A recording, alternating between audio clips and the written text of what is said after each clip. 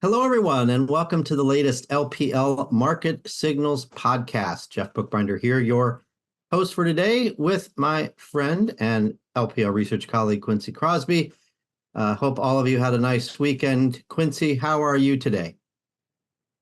I am fine being here with you and recording with our lead recorder, Neil. You can't ask for anything more. And the market's up as we do this call.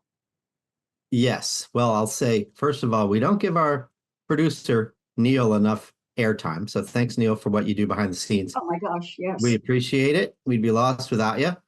And secondly, yes, I guess the broad market's up, but it's a really interesting dynamic where, the Nasdaq's down and the rest of the market's doing pretty well. So that's actually one of the things we're going to talk about today. Yeah. It is June 24th, 2024. Say that 10 times fast. A lot of 24s in there. As we're recording this Monday afternoon, we hope to get this out to you by the end of the day on Monday, if not Tuesday morning. So here's the agenda today. We are going to talk about this. I just alluded to it, the evidence of a developing rotation. Even though we do think that stocks overall have gotten a little bit ahead of themselves, certainly there's a scenario where the broad indexes do okay, but we get a correction in tech and AI and semis and all of that. So we'll recap the week, the past week, first of all. Next, Quincy's quick hits. We're going to focus on Europe and Japan for that, and then we're going to get right into AI. That's the topic of our weekly market commentary for this week, which you can find now on lpl.com, where we talk about the economic impact of the AI productivity boom and a little bit about the market impact. Our chief economist, Jeffrey Roach, did a really nice job with that. And I chipped in with a little bit of market history, so we'll get to that in a minute. But the big event of the week, Quincy, and I know you're going to have some thoughts on it, is the core PCE from the Fed. The core PCE, which is the Fed's favorite inflation metric. So let's get right into it and recap the week. So stocks, holiday shortened week. The stock market was up about 0.5%, so not a big week. And we continue this theme of less breadth, right? The stock market is up, but really only a small segment of it has been doing really well, at least lately. I think probably the easiest way to see that is if you look at the bottom panel on this chart, the percentage of stocks with an RSI over 14. I'm sorry, an RSI 14 over 70, which is the overbought metric. It basically says that stocks are surging over the last 14 days. Only 4% of the S&P is actually in that category, but yet the broad index is over that 70 mark, is overbought, 71 reading on the RSI 14. So, yeah, it's a little bit of an interesting market to pin down, Quincy. What do you think? Is this just telling us that we need to roll over? No. What's interesting, though, is that this overbought situation, we went so long with an overbought market. It took so much to just get it to be oversold. Do you remember that? And, markets can do that. If it's basically at its core a strong market, it can stay overbought for a long time. It can stay oversold for a long time as well. But yeah, you're right. This market is overbought, and it's overbought in the group that is selling off today. But what we've seen, including last week, is we had NVIDIA leading that group down, and then buyers came right in and pushed it right back up. And what was interesting was to see it sell off at the end of the day, toward the close of the day, leading the market down. The question is, will buyers come in now and resurrect the big seven? And we have to watch it. Markets are interesting because why can't we have megatech coexist with the broader market? What's wrong with that? Why can't megatech coexist with financials, with industrials, even with energy, with consumer staples now? It's almost as if it can only be one grouping or the other. And only one is going to win. It appears one group will win, and it's going to be interesting to see which one does. I mean, again, why are we seeing a sell-off in NVIDIA? A profit taking, obviously. Why profit taking now? Yeah, it's a tough question to answer. There's no answer at this point. That's Yeah, that's well, the dilemma. some people are citing. Well, I mean, we've never seen a rise like this for a company even close to this size. Right. The only because Cisco in 1999, early 2000 wasn't nearly this big, right? But so I guess that maybe is the best comparison, and it does tell you that, as I'm sure you've heard from others, it does tell you that this market needs to take a breather, especially big cap tech. But what's interesting to me is that you're seeing different moves from the different Mag 7 names, right? It's almost like the Mag 1 now, where some of these other big techs are actually doing just fine, Apple in particular, while Nvidia sells off. So it's kind of like a rolling correction where different groups take, or different individual names take Yeah. turns selling off. And in the end, you've got a market still near all-time highs. This is a 5-day look in the 5-day column, so it does not capture the calendar week, right? Last week, recall the Juneteenth holiday, markets were closed on Wednesday. But I still think it's instructive to look at the better performance from non-tech sectors, right? Now, comm services has a lot of tech in it. Actually, that proves the point right there that some of the mega cap techs are doing just fine as Nvidia sells off. But consumer discretionary up almost 2, staples up over 1, energy up about 1, financials up a little over 1, right? The rest of the market has been doing pretty well, even as tech sells off. Not much of a sell-off on this 5-day look, but certainly we're getting a little bit of a sell-off in tech today as we're recording this. So we'll see. I mean, tech still has a huge lead year to date. Growth still has a huge lead year to date. We'll wait and see for a little more evidence of a rotation into value. But this looks like it might be the start of a rotation, at least outside of Nvidia. And that's kind of the first step. So turning to international, Quincy, your area of focus here. What do you think about Europe's bounce? I mean, I think the market's got more comfortable with the political uncertainty in France. What do you think? Well, yeah, I mean, the CAC Quarante has been up. They had a successful bond offering in France last week. They achieved what they wanted, the goal, and it came in just a little bit lower than that high yield differential with the German bonds. Right now, it looks as if the Marine Le Pen far right is going to win. That the left-wing bloc is actually going to come in second place, and Macron will come in at the last. His group will come in last. That he may maintain the presidency, but he will have a legislature that is not underpinning, his goals, his pro-business goals. So what's interesting about this, and we have to come to grips with it, is that the far right in Europe has been moving more towards a kind of Italian version of the far right, where they're doing very well, and they're trying to replace the older image of the far right. We're seeing it in Germany. We're seeing it in France. The question is it a facade? I mean, the market doesn't know this. Is it a facade, or are their words going to be carried out? One thing is for sure, though, and that is if the far right wins and the left wing comes in second, you're going to have a tremendous budget, something that, again, Macron is going to try in the last couple of days now to say, is this what you really want, citizens of France? You want everything to just be given to you, and now you have to pay for it? Because it is going to be very expensive. I mean, we have that discussion here in the US, don't we? But this is the Oh, dilemma. yes. This is the dilemma. And just to make it clear, one of the most important issues is the retirement issue. He pushed and pushed, despite the pushback literally out in the streets, to get the retirement age higher. It was enacted actually as in terms of legislation, And Marina Penn is saying, no, we are going to adjust that. It's going to come back down.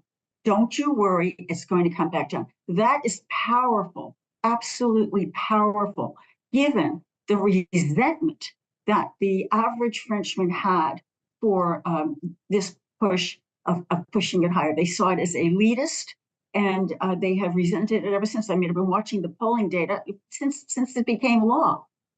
So it is going to be interesting. But as you said, the CAC 40 has been up. The bond market is not normalizing, but it's not, the yields aren't jumping higher. And maybe this is the future so far. The biggest question, we'll end it there because we know we could go on and on. Are they going to create a moment that says, hey, now that we're in, we don't really like the European Parliament, and we want to see some adjustments there because, after all, they have had a landslide victory within the European Parliament. That's how this all started, with Macron saying, hey, you know what, let's have a snap election and just see how really powerful they are. That's what's going to be interesting. Right. So it's a two-part snap election, I believe, June 30th and July 7th. Yeah. So we'll see. I thought it was interesting that the far left is getting huge support too, leaving Macron, in third, which is, almost an assured loss. So yeah, I guess we'll have gridlock there, and if it's not too extreme in terms of blowing up the budget, this actually could be fine for markets. I also think it's worth noting that the economic environment in Europe maybe has gotten a little bit better. People have gotten a little more interested in investing in Europe, I think, because of the ECB rate cut. And, now that the US is at least showing some signs of slowing economically, a little bit in terms of the market, but more economically, I think there's a possibility that you get more interest in Europe. So turning to the bond market, over this 5-day look, we had bonds down a touch, but we're still at 4.25 on the 10-year, which is pretty much stable. I thought it was interesting that preferreds did so well. LPL Research continues to like preferreds as a plus fixed income sector. That was up 0.3% over this 5 trading day look. Otherwise, you have not a whole lot of movement, and that's fine. That kind of syncs up with the view of our team and Lauren Skillam, our fixed income strategist, that bonds will be kind of range bound from here, or at least yields from here. And we continue to operate under the assumption that we'll be between 375 and 4.25 when we end the year. By the way, on the stock market side, we're just waiting for a pullback before we consider adding to equities. We are neutral right now, and actually probably could stay there for a little while. We'll have to see. So I guess real quick, last thing on this page, Quincy, I want to bring up to you was oil. We got a bounce. Is this just seasonal and inventory related, or do you think there's another reason why geopolitics or other reason why oil spiked last week? Well, it's the confluence. One is definitely seasonality. Gasoline prices were a little bit lower. And the other part of it is in terms of the Middle East, because if the Israelis ease up in Gaza, there's the speculation, more than speculation, that they are going to now focus on Hezbollah.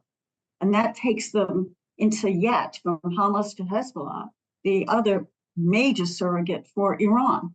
And the deeper you get into the inner sanctum of Iran, the market gets nervous because that is the big oil producer. And Right. anything that even suggests a disruption of supply is enough to bolster oil prices. But then again, there's one other thing I should add, and that is the hurricane season.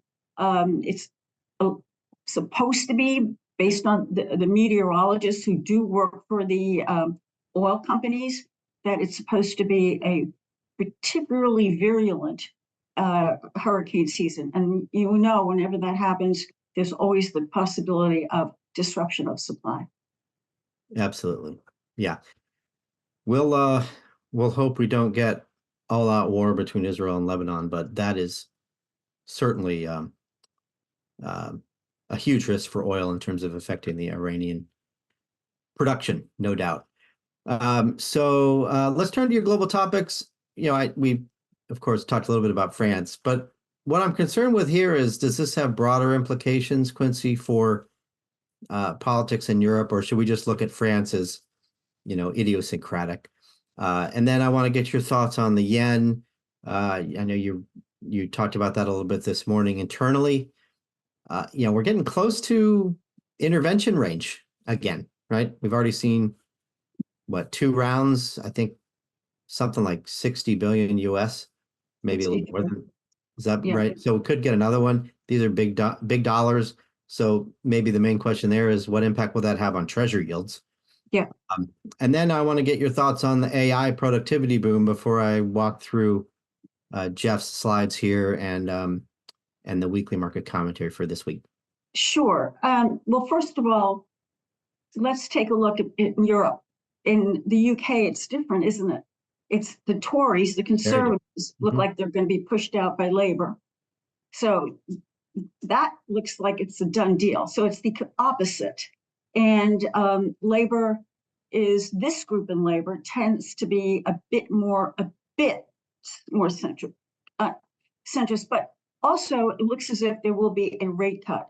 They hit the target of 2% the last go around. The one area that was still stubbornly inflationary was services, just like in the US. But it looks as if they may prepare to go for a rate cut, perhaps in August. They do not want to do it. Remember, their election is now, snap election is July 4th. So it is really interesting to watch what's going on in Europe. Germany, the far right did extremely well in the European election, European Parliament election, but there was no snap election called. And yet the far right-wing leader is, given the success they had in the European Parliament, is making inroads, tremendous inroads. So it's spreading. But again, everyone goes back to Italy and to see what she's doing there, and she's doing very, very well there. The budget is in order. The country hosted the G7 meeting. So the hope is that is the new paradigm for the far right. So we'll see. We will absolutely see. You mentioned the yen. I'll go over that. Yeah, first of all, the Japanese do not like to talk about the intervention. I mean, they were forced to acknowledge that there was an intervention, and you could almost see at the charts that April 29th was the intervention, because then we saw the yen climb higher.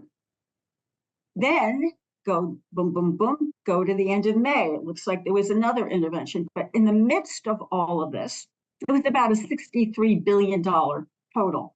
I do want to add here, they don't do this on their own. They don't do it kind of willy-nilly.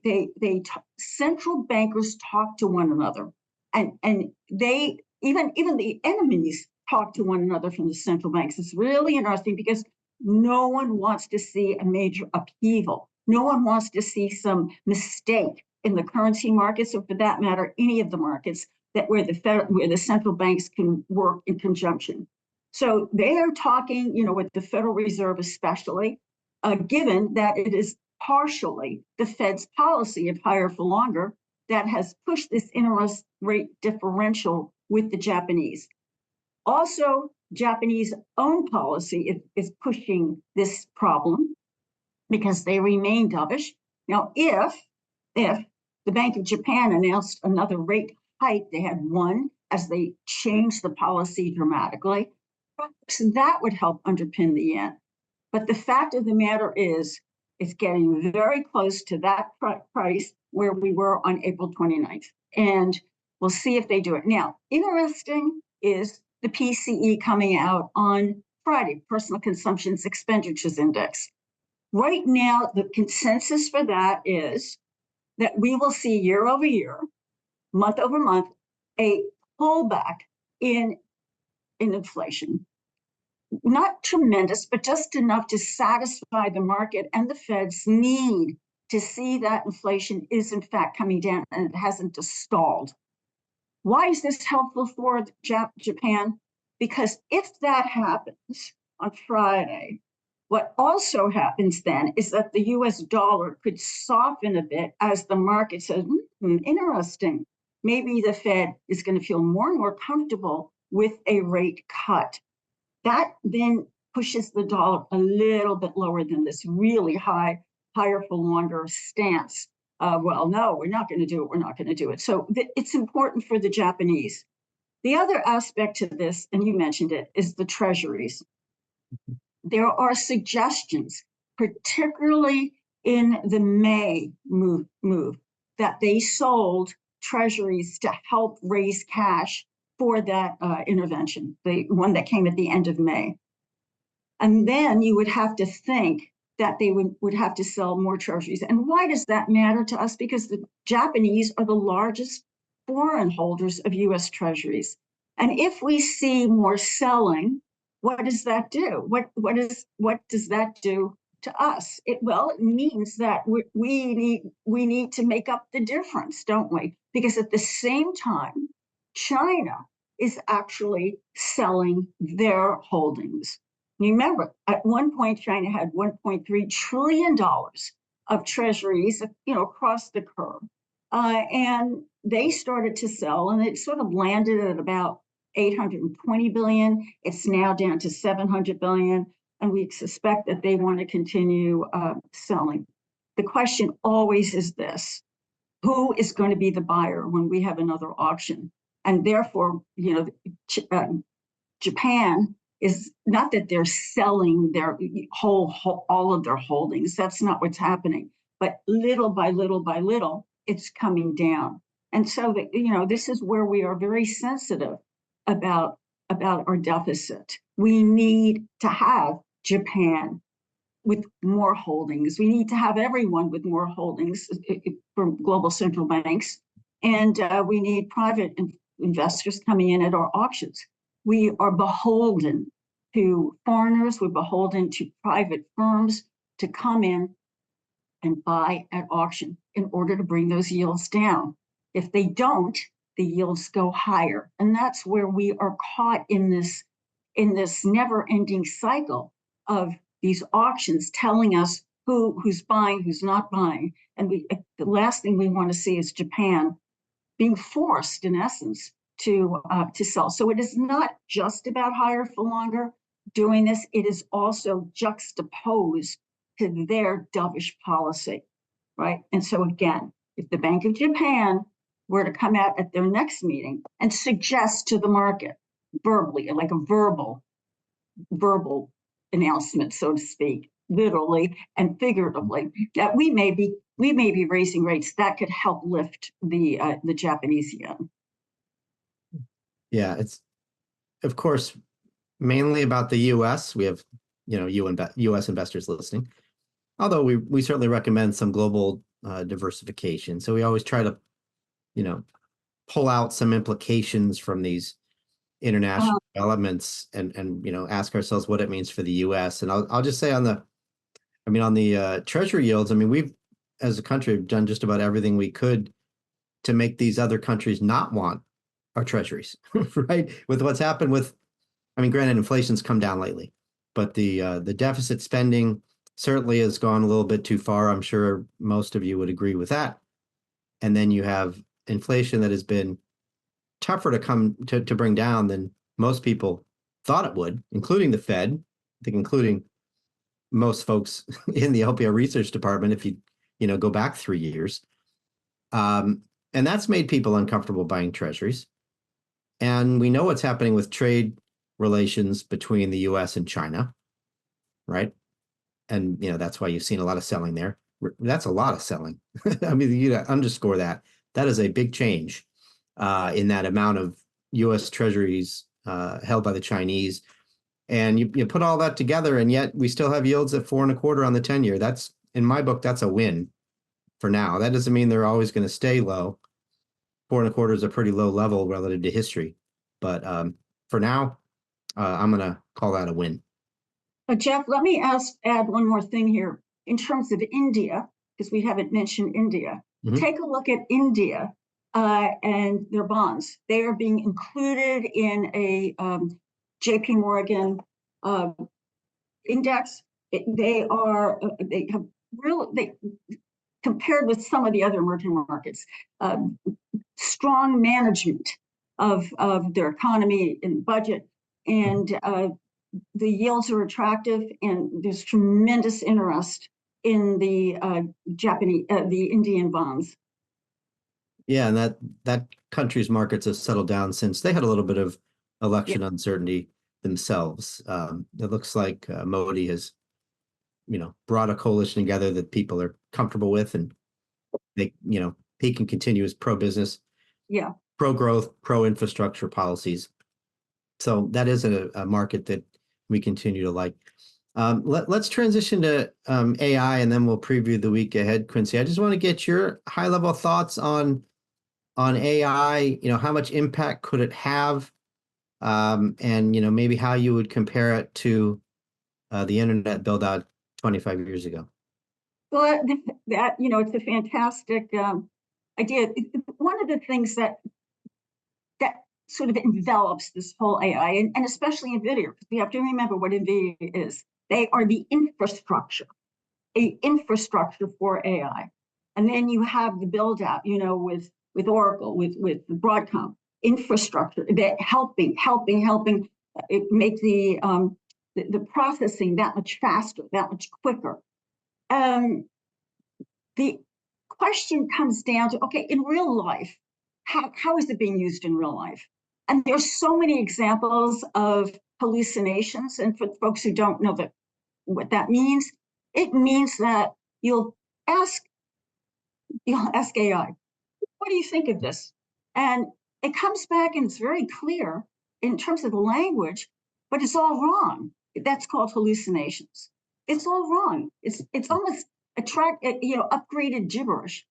There's a lot of that going on. And then when that happens, what happens is, they say, okay, we'll wait until this thing gets fixed up. We'll wait till it becomes better. There's a famous one, which is McDonald's having gotten rid of the AI, using AI for orders. And it's kind of famous. It's like, I'd like a chicken sandwich. Oh, 30 sandwiches.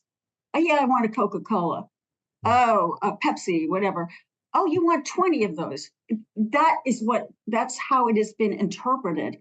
And that's, of course, part of the hallucinations that a lot of users are seeing. So they want to go back to the drawing board and say, hey, before we go and spend a lot of money on this, let's make sure that this works. Let's make sure it's okay. So you've got that going on. But we know when this started to become a thing, and by the way, it's been around for years. It's been around. IBM had a huge computer that was bought by Bell Labs, so they were working on AI. However, when IBM had a discussion about AI before this big, huge move in NVIDIA, they said how they were going to use it.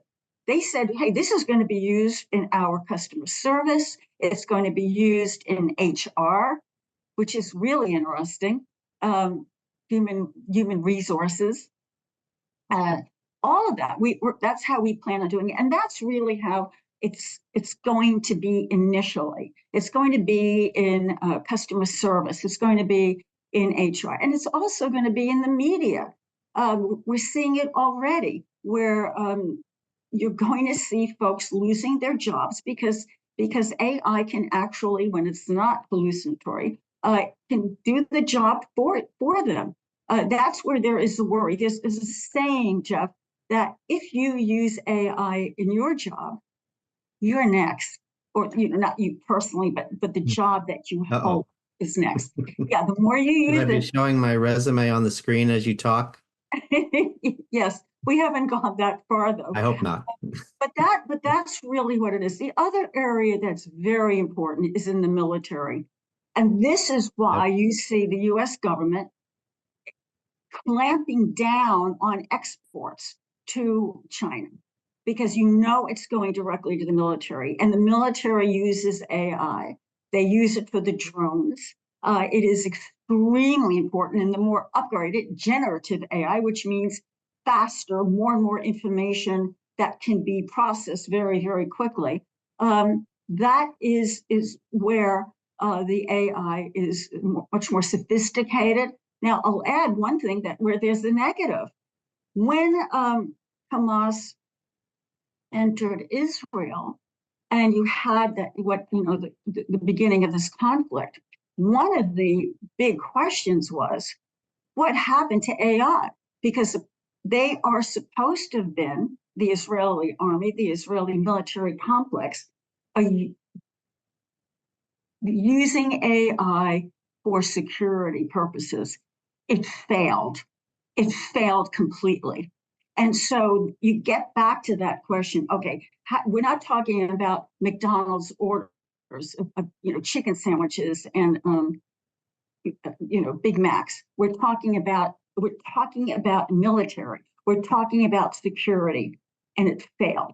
And that's something that, from what I understand from military folks, I talk to, because these are guys I work with. They have said that is something that is being studied. It's not just investigated, it's being studied. How did that happen? Given the prominence in the Israeli military and research in that arena.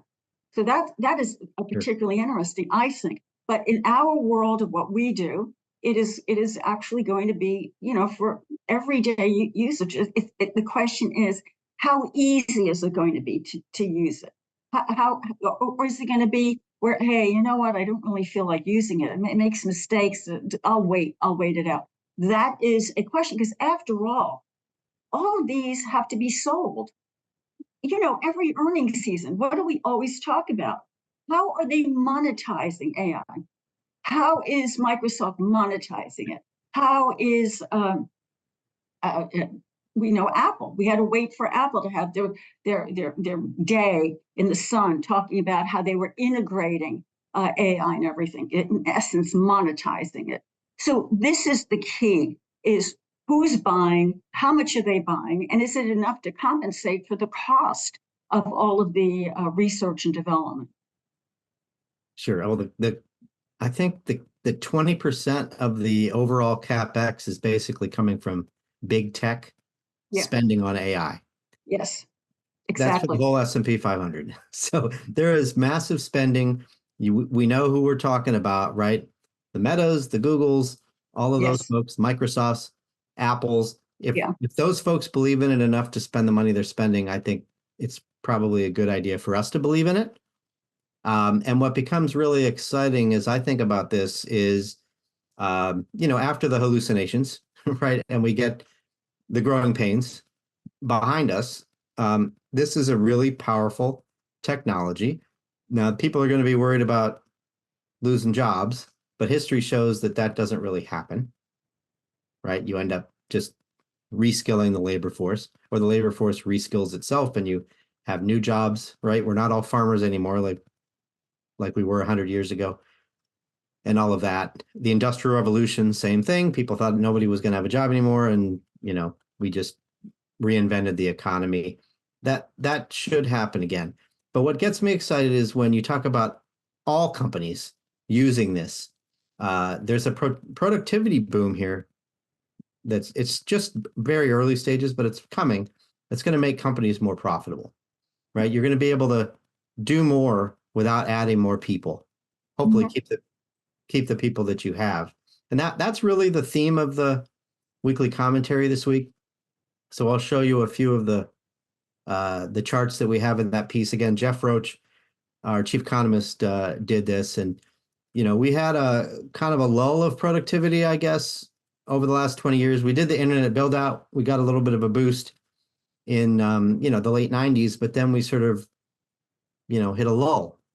So I think the hope is, and frankly, I think the expectation for most people is that we'll have a little bit of an uptick here from the 1.1% average productivity gains that we saw between 2000 and 2019. after seeing 70 years of 2%. I don't know what the numbers were in the late 90s off the top of my head, but they were above 2, particularly in those peak years of the internet build out. So productivity boosts coming. Jeff also included this chart just showing the contributions of research and development and software to economic growth. And you see here, if you look at the late 90s, look at that spike. Well, we're seeing the same kind of thing again now, where R&D and software is becoming a bigger and bigger piece of the economy. So this is good. This is what's going to bear fruit eventually in the form of a productivity boost. And then, Jeff, yeah, go ahead and jump in. I wanted to add something here. Back when the market crashed, this is the dot-com bubble bursting. And remember, after the dot-com, we moved into a biotech, if you remember, that was the next phase. But then it all came crashing down. I won't get into the fact that most of them did not make money, but here's the thing. It was quiet, very, very quiet. And what's going to happen? What happened was suddenly all of the companies that were kind of like not new paradigm, like old-fashioned American companies, were coming out little by little and by little, talking about how they were integrating the software, how they were integrating all of the technology that came about during that bubble, how they were using it in parts of their businesses. And that's how everything shifted. And suddenly you had a whole new theme, a whole new narrative in the market. And they were for companies, my goodness, you would never even talk, you weren't even allowed to talk about these companies because it would make you look like a Luddite, make you look like you didn't know what was going on with that .com. It was taking the technology and actually utilizing it, integrating into your everyday operations. And you know what it led to? Margin expansion. Because whenever we talk about earnings, whenever we talk about companies, it always comes down to one thing: the margins, operating margins. And it showed how operating margins increased and became healthier and healthier. And that was the new paradigm. The other new paradigm became obsolete already. It was dead, the .com. Suddenly, it then resurrects. It comes back to life, but in the way you want to see it now with AI. And that was what was so fascinating. It took time, and the market was quiet, eerie almost. And then we moved on, and it became part of our personal lives. It became part of corporate America, corporate world, of using all of these devices and software. That's what happened, and that's what's going to happen with AI. Yeah, it's going to take a long time to get to a good place, which is generally where mobile is right now. But it'll probably get there. And, at the same time, you're probably going to have a similar market pattern where the hype gets ahead of itself and you have a correction. The market has to digest all of this spending and all of the hype. Yeah. Right? And we'll come back down to earth. But then the market will again realize that the prospects are really incredible for how this technology can be used. And, the winners will end up making another run. So hopefully it'll be a lot smoother than it was in 2000. One of the biggest differences is this time it's the biggest, best capitalized, most cash-rich companies leading the charge. Yes. Right. With no debt. No debt. Right. Back then, very, very different. I mean, yeah. I guess you could argue that maybe some of those balance sheets were okay. The Dells or the Qualcomms or whatever, but it wasn't, the quality of those balance sheets was not even close, or Cisco's. The quality wasn't even as close. It wasn't even the same zip code as what we have now. Yeah. Right.